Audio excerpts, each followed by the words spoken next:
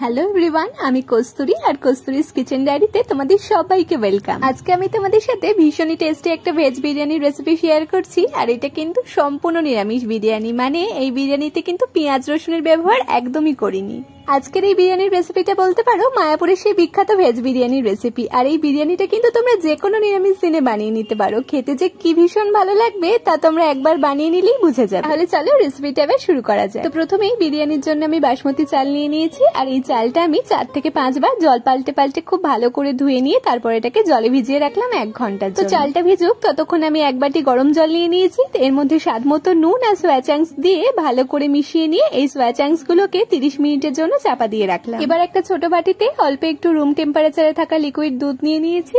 এখন এই দুধের মধ্যে 1 চামচ গোলাপ জল, 1 চামচ কেওড়া জল, একটু কেশর আর একটু মিঠা আতর দিয়ে দিলাম। আর সবটা একবার ভালো করে মিশিয়ে নিয়ে এই মিশ্রণটাকেও রেখে দিলাম। এই মিশ্রণটা বিরিয়ানি সাজানোর সময় কাজে লাগবে। আর এদিকে দেখো বিরিয়ানিতে দেওয়ার জন্য আমি কিছুটা পনির ছোট টুকরো করে কেটে নিয়েছি। এখন এই পনিরের সাথে স্বাদ মতো নুন, 1/2 চামচ হলুদ গুঁড়ো, 1/2 চামচ লঙ্কা গুঁড়ো দিয়ে সবটা ভালো করে মাখিয়ে নিলাম। আমি আজকের এই ভেজ বিরিয়ানিতে পনির আর সয়াবিন দুটোই ইউজ করেছি। তোমরা চাইলে শুধু পনির বা শুধু সোয়া চাংস দিয়েও কিন্তু বিরিয়ানিটা বানাতে পারো। আর এতক্ষণে দেখো জলে ভিজিয়ে রাখা সোয়া চাংস গুলো কিন্তু বেশ ফুলে উঠেছে আর বেশ নরমও হয়ে গেছে। এবার অল্প অল্প করে এই সোয়া চাংস গুলোকে নিয়ে হাত দিয়ে চেপে চেপে যতটা পারবো জল বের করে নেবো। আর এইভাবে সমস্ত সোয়া চাংস থেকে জল বের করে নিয়ে আমি এগুলোকে একটা বাটিতে রেখে দিলাম। এরপর একটা প্যানে বেশ খানিকটা সাদা তেল নিয়ে নিয়েছি। আর এই সাদা তেলটা গরম করে এর মধ্যে প্রথমে পনিরগুলোকে দিয়ে একদম লো টু মিডিয়াম ফ্লেমে পনিরগুলোকে একদম হালকা করে ভেজে তেল থেকে তুলে নিলাম।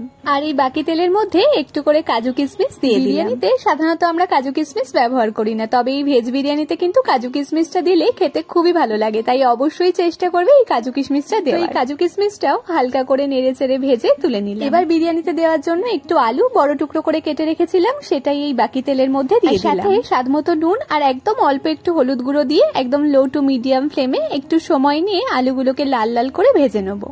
আর দেখো আলুগুলো এখন বেশ ভালো করে ভাজা হয়ে গেছে। এবার এগুলোকে তেল থেকে তুলে নিলাম। আর যেহেতু আমি একদম প্রথমেই প্যানে বেশ খানিকটা তেল দিয়েছিলাম, তাই দেখো প্যানে কিন্তু এখনো অনেকটাই তেল আছে। আর এই তেলেই আমি সয়াবিনটাকেও রান্না করে দেব। তার জন্য তেলের মধ্যে একটু তেজপাতা, একটু করে এলাচ, লবঙ্গ, দারচিনি ফোড়নে দিয়ে ফোড়ন থেকে খুব ভালো গন্ধ ছাড়লে এর সাথে 1 চামচ আদা বাটা দিয়ে একটু নেড়ে চেড়ে হালকা করে ভেজে এবার এর মধ্যে দুটো মাঝারি সাইজের টমেটো বাটা দিয়ে দিলাম। এবার ফ্লেমটাকে মিডিয়ামে রেখে কন্টিনিউ নেড়ে চেড়ে টমেটো বাটাটা একটু ভাজা ভাজা মতন করে নিয়ে এখন এর মধ্যে 1 চামচ হলুদ গুঁড়ো, 1 চামচ লঙ্কা গুঁড়ো, 1 চামচ করে জিরে গুঁড়ো, ধনে গুঁড়ো, সাথে 1 চামচ বিরিয়ানি মশলা, স্বাদ মতো নুন আর টেস্টটা ব্যালেন্স করার জন্য অল্প একটু চিনি দিয়ে দিলাম। এবার সমস্ত মশলাটা প্রথমে ভালো করে মিশিয়ে নিয়ে এরপর একটু নেড়ে চেড়ে হালকা করে ভেজে নিয়ে এর মধ্যে 5 চামচ পরিমাণ ফ্যাটানো টক দই দিয়ে দিলাম। আর ফ্রিজে রাখা ঠান্ডা টক দই কিন্তু কখনোই দেবে না। সবসময় চেষ্টা করবে রুম টেম্পারেচারে থাকা টক দই ইউজ করার। টক দইটা দিয়েই সঙ্গে সঙ্গে ফ্লেমটাকে একদম লোতে দিয়ে দিতে হবে, নয়তো টক দইটা কিন্তু ফেটে যাওয়ার সম্ভাবনা থাকে। এখন টক দইটা সমস্ত মশলার সাথে খুব ভালো করে মিশিয়ে নিয়ে মশলাটাকে আবারও কষিয়ে আর মশলা থেকে তেল ছেড়ে দিলেই এর মধ্যে সোয়া চাংস গুলো আর ভেজে রাখা আলুগুলো দিয়ে আবারও এটাকে একটু সময় নিয়ে কষিয়ে নেবো।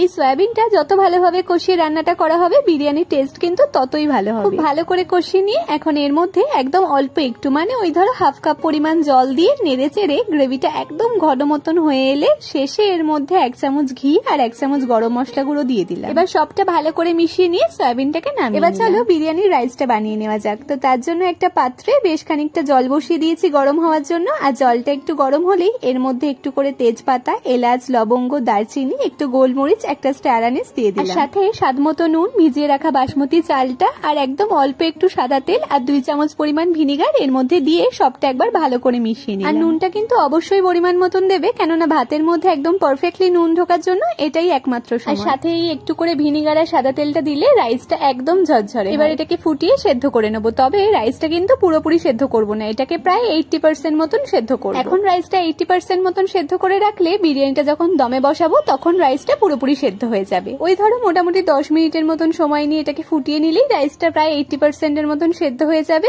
এবার এই রাইসটাকে খুব ভালো করে জল ঝরিয়ে তুলে নিলাম। তো বিরিয়ানির জন্য সব প্রিপারেশনই মোটামুটি রেডি। এবার বিরিয়ানিটাকে সাজিয়ে নিতে হবে। এবার যেই পাত্রে বিরিয়ানিটা বসাবো সেটাই প্রথমেই 2 থেকে 3 চামচ পরিমাণ ঘি আর সাথে 4 থেকে 5 চামচ পরিমাণ বানিয়ে রাখা দুধের মিশ্রণটা দিয়ে দিলাম। এইভাবে একদম তলায় যদি ঘি আর দুধের মিশ্রণটা দেওয়া হয় তাহলে কিন্তু দমে বসালে বিরিয়ানির একদম তলার লেয়ারটা পুড়ে যাওয়ার সম্ভাবনা থাকে। এবার এর উপর থেকে প্রথমে কিছুটা রাইস ছড়িয়ে দিলাম, তারপর সয়াবিন আর সাথে বিরিয়ানির আলুটাও দিয়ে দিলাম, আর দিচ্ছি ভেজে রাখা কিছুটা পনিরের টুকরো। তারপর আবারও এর উপর থেকে বিরিয়ানির রাইস ছড়িয়ে দিলাম। আর বিরিয়ানিটা এইভাবে লেয়ার করে সাজালে কিন্তু খেতে খুবই ভালো হয়। এখন আবারও এই রাইসের উপরে সয়াবিন, আলু, ভাজা পনির দিয়ে দিচ্ছি, আর দিচ্ছি 1 চামচ পরিমাণ বিরিয়ানি মশলা, সাথে 5 থেকে 6 চামচ পরিমাণ বানিয়ে রাখা দুধের মিশ্রণটাও দিয়ে দিলাম। তারপর আবারও এর উপরে বাদবাকি সমস্ত রাইসটা দিয়ে দিলাম, আর ভেজে রাখা কাজু কিশমিশ গুলো চারিদিকে ছড়িয়ে দিলাম, আর দিচ্ছি 1 চামচ পরিমাণ বিরিয়ানি মশলা, সাথে বাদবাকি সমস্ত দুধের মিশ্রণটা দিয়ে দিলাম, আর 2 থেকে 3 চামচ পরিমাণ ঘি চারিদিকে ছড়িয়ে দিলাম। এবার বিরিয়ানির পাত্রটা ঢাকা দিয়ে দিলাম, আর এই ঢাকনায় যে ছিদ্রটা আছে সেটাকে একটা লবঙ্গ দিয়ে বন্ধ করে দিলাম। এখন বিরিয়ানিটাকে দমে বসাবো, তাই সরাসরি এটাকে গ্যাস ওভেনে না দিয়ে প্রথমে গ্যাস ওভেনে একটা তাওয়া বসিয়ে তার উপরে এই বিরিয়ানির পাত্রটাকে বসিয়ে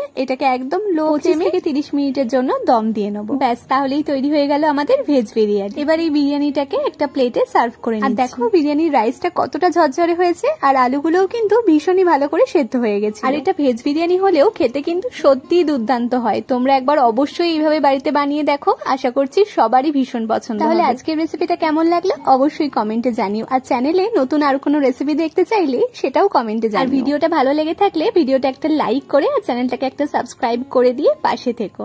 আজকের মতো তাহলে এটুকুই, দেখা হচ্ছে আবার নতুন একটা রেসিপি নিয়ে। টাটা।